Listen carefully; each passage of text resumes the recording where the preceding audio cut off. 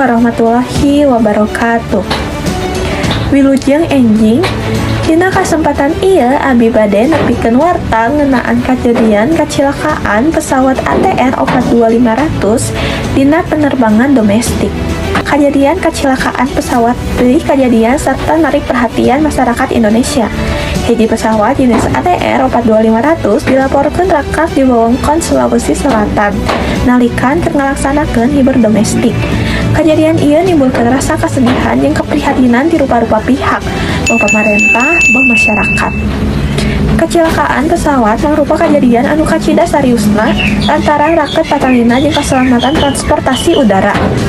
Kukituna informasi ngenaan kejadian ieu jadi perhatian utama. Numutkeun keterangan di otoritas penerbangan pesawat ATR 42500 kasebut angkat di salah sahiji bandara di wewengkon Indonesia belah wetan, kalayan tujuan ke bandara di Sulawesi Selatan. Salila hiber, pesawat masih kene ngalakukan komunikasi normal jeung pihak menara pengawas.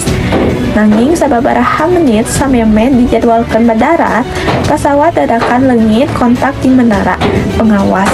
Pihak bandara geus sababaraha kali nyobaan ngahubungi, tapi teu meunang respon ti pesawat. Sanggeus eta prosedur darurat langsung dilaksanakeun sarta laporan ditepikeun ka Badan Nasional Pencarian jeung Pertolongan atau SAR. Tim gabungan anu diwangun ku SAR Nasional, TNI, Polri, tenaga medis, serta relawan setempat langsung diturunkan pikeun ngalaksanakeun pilarian. Proses pilarian jeung evakuasi ngalama rupa-rupa halangan alatna kaayaan geografis Sulawesi Selatan anu loba pegunungan jeung leuweung, sehingga akses ka lokasi kejadian jadi hese. Pemerintah daerah Sulawesi Selatan ngandalkeun rasa bela sungkawa anu jero kana kejadian ieu.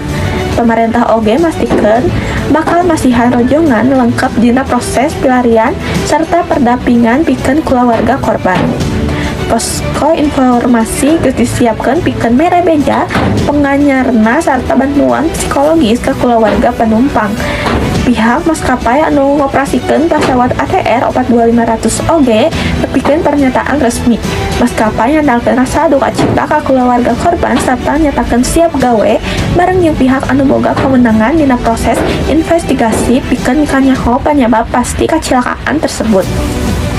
Napikeun ka ayeuna penyebab ragrakna pesawat masih kene dina tahap panaleungitkeun ku Komite Nasional Keselamatan Transportasi atau KNKT.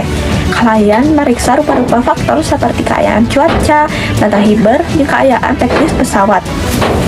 Kejadian ragrakna pesawat ATR 42500 di Sulawesi Selatan ieu jadi pengingat penting ngeunaan pentingna ninggalkeun keselamatan dina transportasi udara.